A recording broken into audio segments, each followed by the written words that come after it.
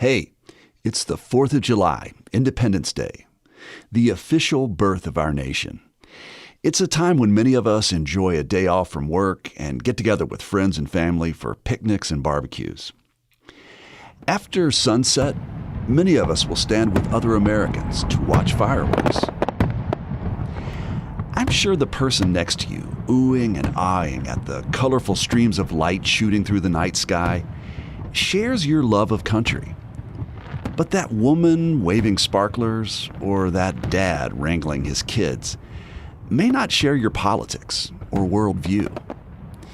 They might have enthusiastically voted for Trump or still may be nursing the wound of Hillary's loss. Maybe they feel that we're on a path to making America great again, and this fall plan to vote for representatives who'll keep the nation on its present course.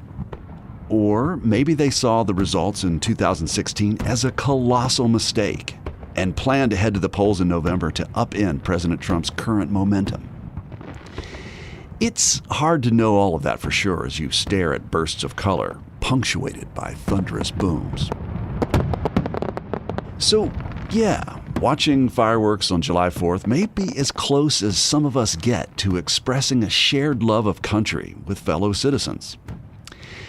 With the S&M podcast, we know, as I'm sure you do, that there is a great deal of polarization in our nation. And to work through many of our differences, we've got to do a lot more than stand next to each other on patriotic holidays. Back in 2016, I produced a piece for the New Yorker Radio Hour, which featured a guy who I believe really tries to see both sides of our nation's partisan divide.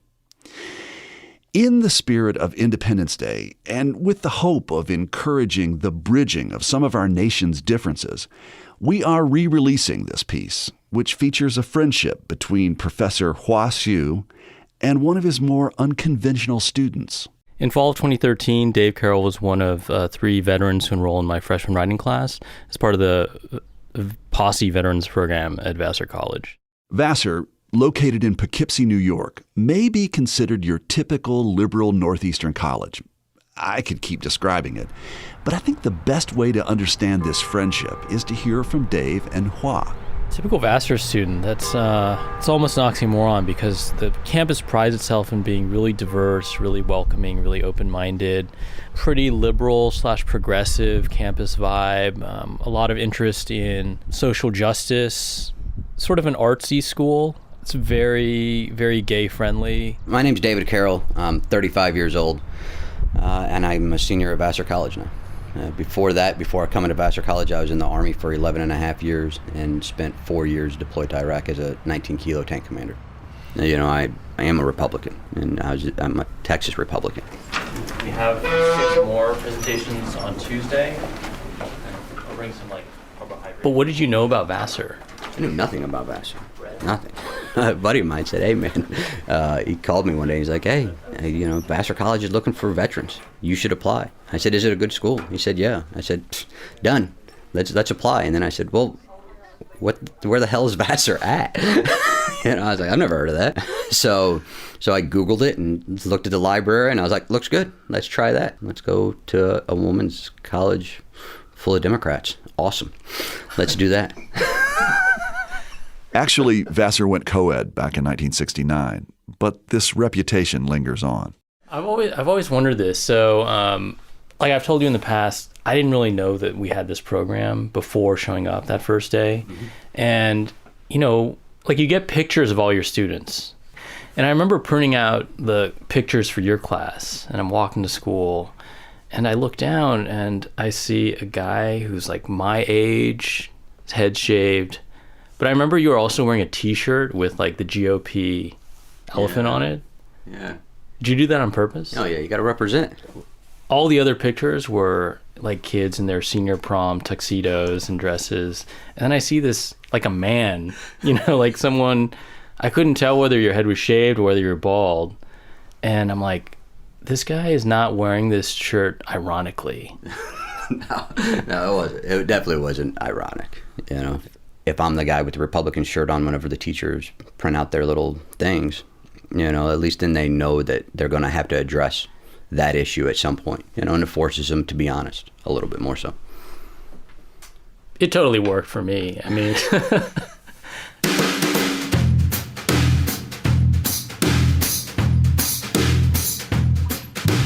From West Virginia Public Broadcasting and PRX, this is Us and Them, the podcast where we tell stories about America's cultural divides. I'm Trey Kay. So, like oil and water, we have the makings here of an us and them culture clash before the backdrop of a liberal college campus in New York's Hudson Valley. But Dave Carrell, the elephant in the room, or the classroom, surprised Professor Hua Hsu, and Hsu responded in kind. what was your impression of Vassar kids when you started? I was impressed. I was impressed. It took a good, almost a whole first year just to be able to articulate my thoughts the way that they did. Just speaking that language is hard. So in the military, the more I cuss, the faster I get promoted. So that was, that's just how you talked. So it was just a different language. So you had to, learn a different language when you came here just so that you could be able to get your point across. So my first impression of these students were, holy shit, these kids are smart. There's a lot to be learned from them. I remember having to remind Dave and the other veterans that they were smart too, just in a different way, maybe a little rough around the edges. But I wondered if he was ever bothered with being around so many young college students. So it wasn't so much dealing with 18 and 19-year-olds at college here, because I dealt with 18 and 19-year-olds all the time. There was a little bit difference where I couldn't just scream at them and make them do push-ups. I wish I could have done that a few times, but there's times where I walk through and I just hear a really ignorant conversation of, just not ignorant, just, no experience, no life experience conversation going on somewhere. And, and I just think, what it's like to be 19 again and try to figure it out. I was doing an independent study with Dave, and we just sort of, there was no actual final assignment, so I just said, look, you've mentioned in the past wanting to write about your experiences. Just write me, 5 or 6 pages, and that'll be it. I have files and files of just stuff because I don't sleep well some nights. So whenever I'm thinking about it, I just go try to write it just to get it down and out. He sent me a document. It was one of the most disturbing things I've ever read. I revisit it a lot just in my own mind. It plays all the time in my own mind. And part of it was because I think he was aware of how disturbing it was. I have tons and tons of just gibberish written, but so far they've just been going into a file on my computer that says veteran shit. This was just an account of combat, of life as a soldier, of destruction that was unlike anything I'd ever read or seen. You have highlights that you look back on your life. Some of my highlights are just happen to be really horrible things happening. And when he turned the paper in, he included this note. Don't worry, man, I'm not a monster anymore. Haha. I've come to grips with my past. It's hard to tell my story to civilians because the first thing most of them think is he likes killing. I wonder if he still wants to. War is a different place. Those actions are acceptable there. I have boxes full of medals from acting like that. They're all in my attic to be seen again whenever I move. I am not proud of a lot of things I did while I was deployed, but I am damn sure not ashamed of any of them. Most of the people I know now in my life know I was in the Army, but few of them know what you know now. If this paper has to be seen by anyone other than you, let me know so I can write you something else. This is for your eyes only. See you next semester. Typically when I meet with students, I can kind of rely on being older than them to have a tiny bit more wisdom than them. With these guys, there was no age difference, and their life experiences were really different from mine. I didn't feel like I had that much to offer, other than just as someone who's willing to listen to them and take them seriously. What was the experience actually like? Of being in a tank? Yeah. So I wouldn't say it's miserable, but it's pretty miserable. So whenever you're, in August in Iraq, it's 110 outside, it's 125 in the tank, so it gets to be miserable. And after times, there's a lot of times where you did 24-hour ops. So you went out there and sat for 24 hours in one spot and just kind of scanned. And after a while, it'd feel like your brain is literally melting because it was just so unbearable. So over 11 years, you were in Iraq for like 4.5 years? Yeah, 4. 4 years. How many firefights were you involved in? A lot. I would say that I pulled the triggers, around about 300 times. I think the best I can gauge IEDs that went off on my vehicle or near my vehicle is 32. Like, what do you do to kind of keep it together? Are you just sort of anticipating the next rush? Yeah, you're just anticipating the next rush because it can happen at any second. You kind of just sit in there and just talk and listen to the radio. So you could wire up a radio that would come through the headset in the tank, so you just play music. What were you listening to? Let the bodies hit the floor. Let the bodies hit the floor. Let the bodies hit It was on somebody's iPod, but Let the Bodies Hit the Floor, man. You listen to that and just wait for the kickoff.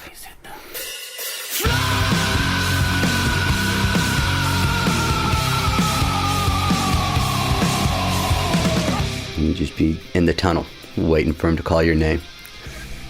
Like you would just listen to that one song over and over? I mean, that was the theme of it. Say back then you had 180 songs on a thing, out of 180 songs on the iPod, that Let the Bodies Hit the Floor had to play at least 5 times. So if you had to put a theme song to the war in Iraq, it would be that.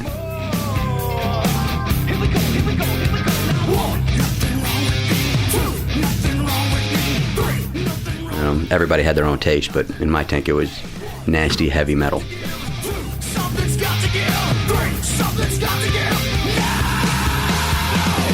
Let the bodies hit the floor. Let the bodies hit the floor. Let the bodies hit the. Do you still listen to those songs now? No, I can't listen to them anymore. Up until this point, I felt like I had a pretty good understanding of him, and what really shocked me about what he sent me was just how it seemed as though he actually would have wanted to go back. So I missed the adrenaline of it.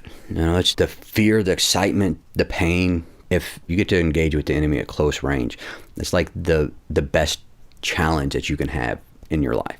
And then on the other side of that is when it doesn't go right and it's really bad. So then you can go into the rest of your life knowing that it'll never ever be as worse as war, but there's also a little bit of it that you're never going to feel again, that you're going to miss. I think what troubled me was the honesty, was his recognition that this was a part of who he was.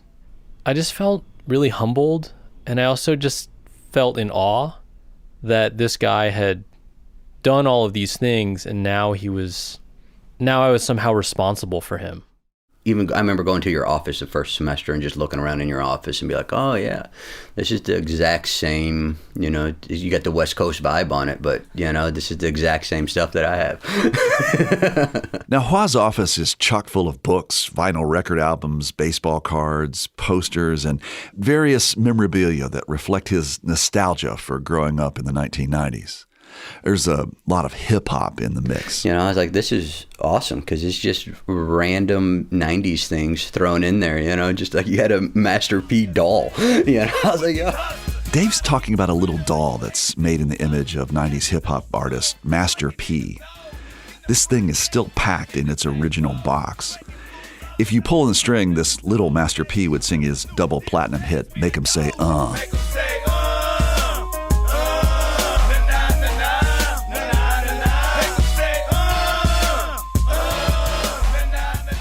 One thing that I think is really important to note is that these guys weren't the types to sit around and swap war stories. In fact, Dave told us that before coming to Vassar, he'd been part of a veterans group at his previous school, and he had put up a sign on the first day that said, only one war story per day. He just wasn't really the type who wanted to live in the past. So as I sat and recorded Hua interviewing Dave, I had the impulse to ask Dave if he'd mind letting me read the essay that he'd shared with Hua. And he gave me a flat-out no. And I asked why. And he said that I hadn't earned the right yet. This exchange got Hua to thinking. You just said that like someone you don't know needs to like earn the right to access your stories. Why did you think I deserve to read? I mean, I know I assigned you something, but like Master P doll in your room, dude. You know, I mean, it doesn't take a whole lot. You know, it just has to be somebody that you can connect with, that you know it's not just going to be that's open-minded enough to see those things and say, well, that's really not who he is. That's just some of the things that he's been involved in. I think that's all because of the Master P doll.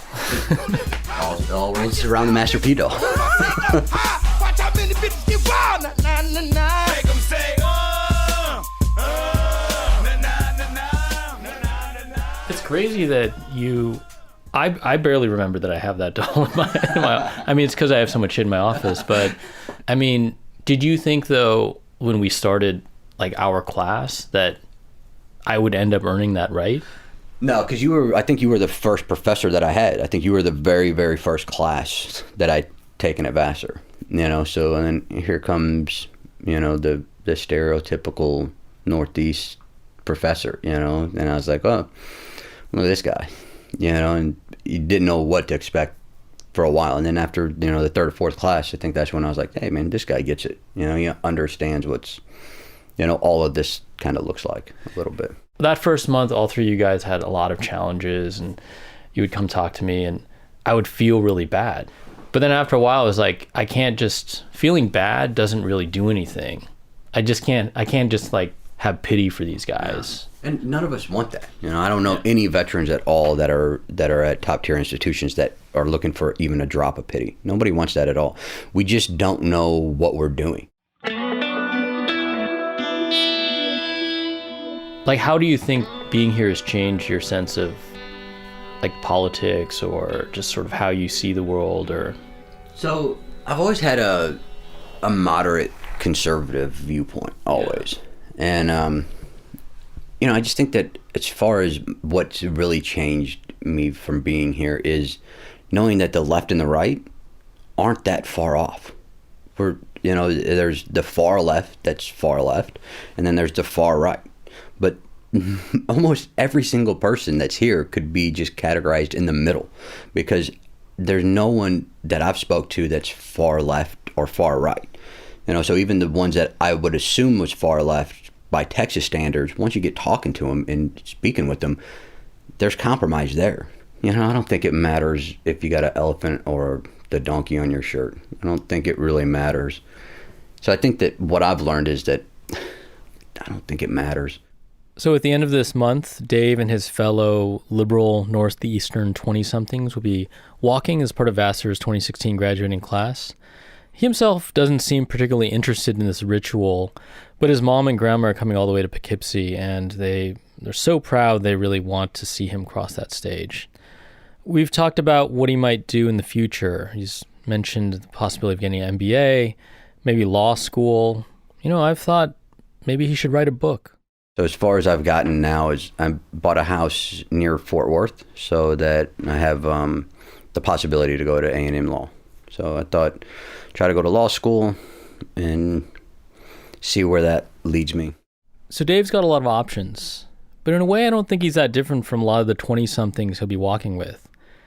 They've acquired a lot of knowledge, they've learned a lot about themselves, but at this point, they don't really know what they want to do next. It's just that I want to go spend some time in my pool and float underneath the shade for a few years and figure out what I want to do with life. So I really don't know yet. Spino Kaplan. David Allen Carrell, Jr. Henry Carrell.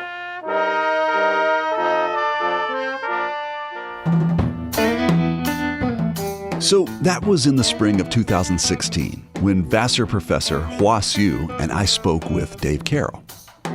Coming up, I speak with Dave after he's returned to Texas from the den of liberalism in the Northeast. Whenever you watch a certain news channel and it sickens you and you can't watch but 5 minutes of it, that's not the liberals' point of view. The opposite is whenever people from the Northeast or liberals or Democrats watch Fox News, that doesn't represent all of us. I'm Trey Kay, and this is Us and Them, which is supported in part by the West Virginia Humanities Council, the CRC Foundation, and the Daywood Foundation.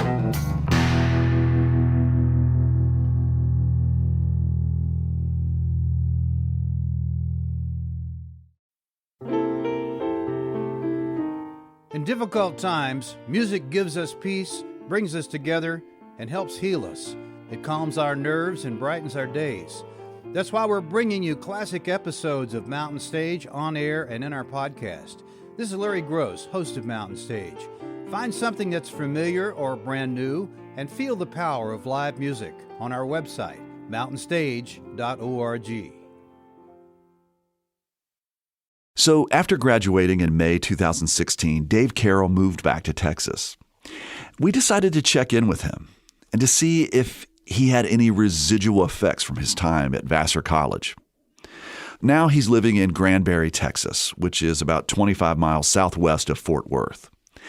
I asked Dave if after 3 years in the liberal Northeast, did Texas look any different to him? It does. It seems and feels, it feels night and day. When I was down here in Fort Hood, it felt to me like the Republican Party was really getting after it and going and doing great and wonderful things.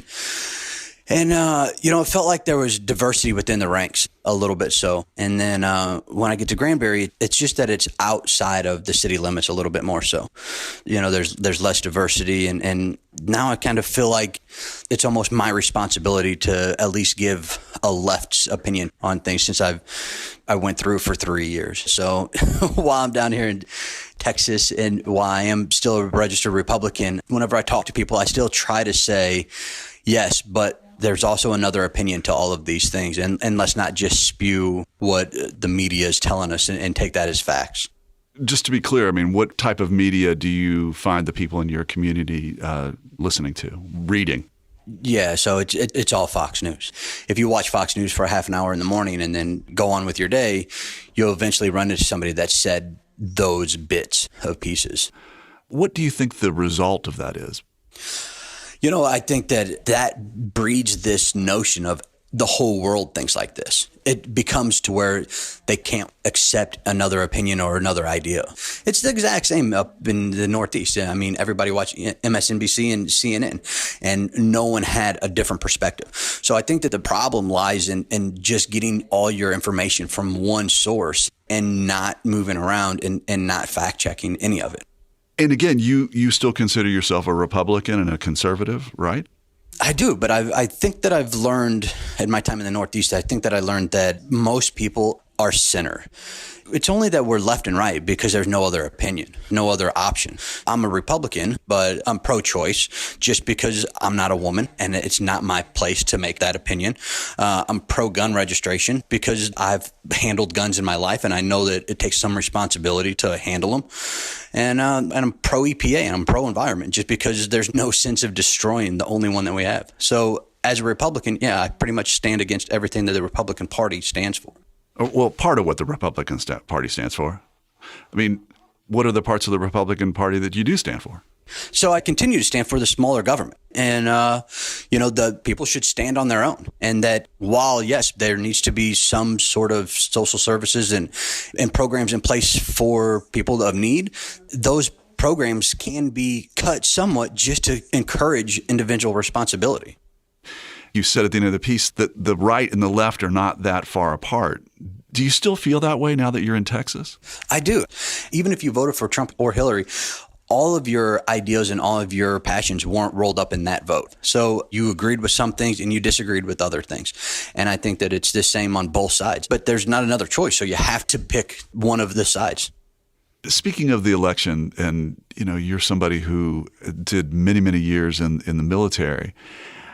Something that I've heard after the election from my conservative friends is now we have a president who the troops can respect. You're laughing. Why are you laughing? Yeah, from my point of view, my small perspective on the military, I was only a staff sergeant when I got out, but I've had lieutenants that sat back and thought about what the mission was and the best way to do it. And then I've had lieutenants that have immediately heard the mission and jumped to it and said, we're going to go attack. And in my experience, it was always those lieutenants that were gung-ho and ready to go after every little target that were the most dangerous. just because the military shouldn't be used as the first option. We have a State Department and a massive bureaucracy that's designed to be the first level of international relations instead of the military. And to me, as a veteran, I don't want to go to war. It's a very immature person that believes that war will solve any problems.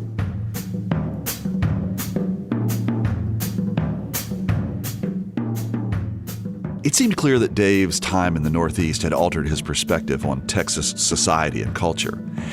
But I wondered if there might be aspects of the Northeast that he misses. There's two things, and the biggest one off the top of my head is New York had you can't talk on your cell phone laws. Texas doesn't. This is the most frustrating thing I've ever seen. Everybody on their phone driving. But next is open carry laws in Texas. As a soldier, I was in Iraq 4 separate times. So I spent 48 months of my life in war, in a country that I couldn't understand a word that the people said. I knew very, very little Arabic. But what I did learn to read is people's face and their eyes and their movements. So I could walk down the street and see if a guy was a threat or if they were just moving along with their day. And here in Granbury, there's a really neat town square down here. And, all around the courthouse is little shops and things like that. So I'm walking through there one time and I see like 2 or 3 people with handguns on their side. And I think that's strange. I haven't seen that in a long time. And my initial thought was, that's good. I like to see that. Well, then later on, I seen the same people walking towards me, and I could see in their face and in their eyes that they were absolutely petrified of everything around them. That's very, very concerning to me, is people that aren't qualified and don't understand the responsibility of carrying a gun. And that's something that when I was down here before, I thought that it should be, almost a law that everyone has a gun on them at all times. But are you saying that there's kind of like this heightened vigilance or exactly maybe heightened paranoia? Yeah, and it was more heightened, I would say heightened paranoia. They're just looking around and, it's almost like the people that do it are waiting to be the hero. And I've been in situations where I've witnessed the hero, and that's not a great thing to be. You ever heard that little saying that everybody wants to be a gangster until there's gangster shit to do? And that's, I just feel like the more people that are untrained with guns, it just creates an unsafe environment for everybody else. So that's a situation where you are observing your fellow Texans in the town that you live in. But I hear a lot of criticism from people on the right that our university systems are really breeding grounds for liberal thought. What do you think of that? In a way, you kind of felt that way before you went there when you put your Republican T-shirt on. That you kind of felt like that's what you were getting into, right? It is. At least whenever you go to school like that. So, just for example, I was taking an American political theory class one time, and we was going over Jefferson and the Federalist Papers, and then one day was just we had to read articles that was such as like the shrinking Republican Party, why the Republican Party is in default, and things like that. And so that was on a Tuesday, and I thought, okay, cool. Thursday will be, let's see why the Democrats are, where their weaknesses are, or whatever. And then no, Thursday came, and it's back to Federalist 10. So at least at the school that I went to, it was a breeding ground for liberal thoughts. But in a way, too, students don't take every bit of those ideas and move forward with them as their own. So if the universities in the United States now are preaching liberal ideas and kids come out of school and have an idea of let's help the less fortunate than us and protect the environment, I'm all for it. It's not bad things that they're teaching. Well, and also, I think that there seems to be an idea that at a time in the world when we are having challenges with terrorism, that people who would be on the left would, I guess, coddle terrorists. Is that something that you? Yeah. I think that a lot of Republicans, especially in the South, think of liberals and Democrats as just weak and not wanting to take the necessary steps to protect our nation and to protect our economy, and that they would coddle the institutions and the policies that would allow for, the demise of America. So it's very, very hard, because whenever you talk to somebody just about their life and their family and what they're doing, we all have the same goals. We just want to be happy. We just want to go raise our kids in a safe environment and do our thing. And both sides recognize the need for some social program. It's just a matter of how to implement those policies and how to get both sides to talk to each other. And I just feel like if there wasn't such hyperpartisanism, there would be a conversation that's meaningful going on in the United States.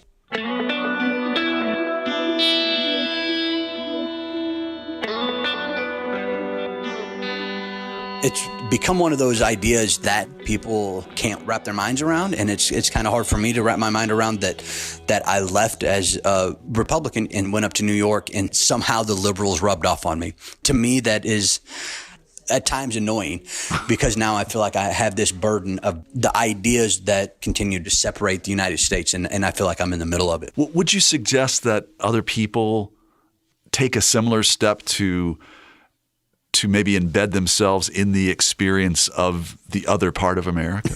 I think that, that would be the ultimate goal, is to actually try to go and move somewhere and actually embed yourself with another culture almost. But I think for right now, I would just like to see people change the channel. Whenever you watch a certain news channel and it sickens you and you can't watch but 5 minutes of it, that's not the liberals' point of view.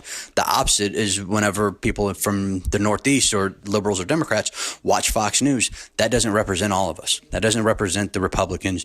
And it's those networks that are continuing to divide our country and make conversations and compromises difficult.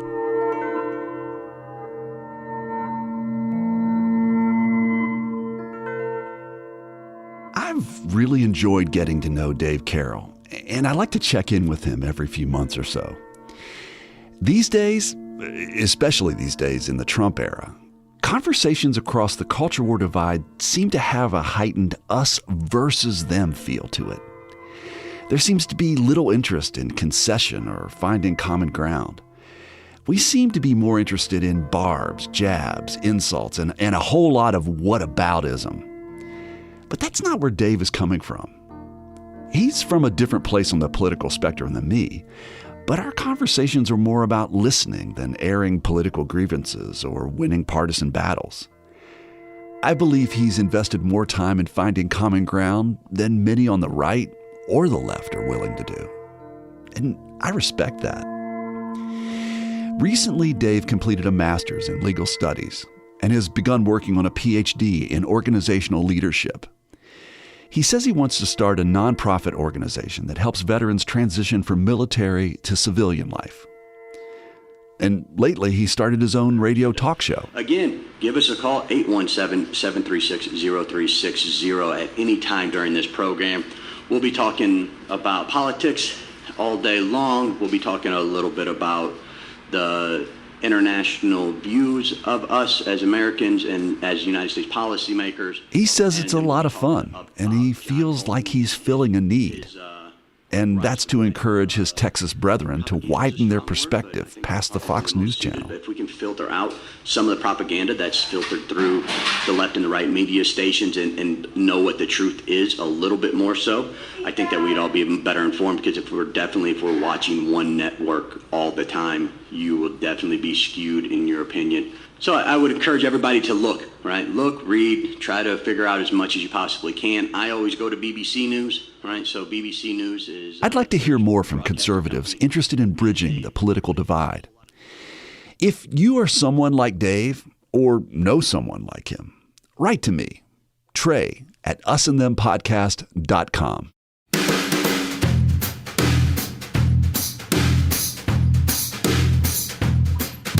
You've been listening to Us and Them. The original segment was produced for the New Yorker Radio Hour by me, Trey Kay, and edited by David Krasnow and Avi Carrillo. Additional editing and production by Lori Stern, Mitch Hanley, and Loretta Williams. Special thanks to writer and teacher Hua Hsu for introducing me to his student, Dave Carrell. Michael Lipton and Tristan Lozow wrote and performed the Us and Them show music. Mark Lerner designed our logo. Our intern is Nicholas Tantillo. The marvelous people at PRX and West Virginia Public Broadcasting make Us and Them possible. So do grants from the Corporation for Public Broadcasting, the National Endowment for the Humanities, West Virginia Humanities Council, the CRC Foundation, and the Daywood Foundation.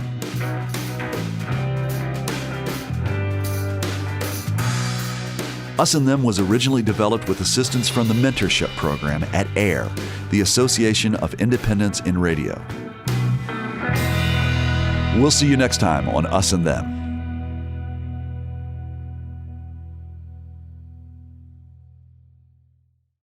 Support for this podcast comes from the Corporation for Public Broadcasting.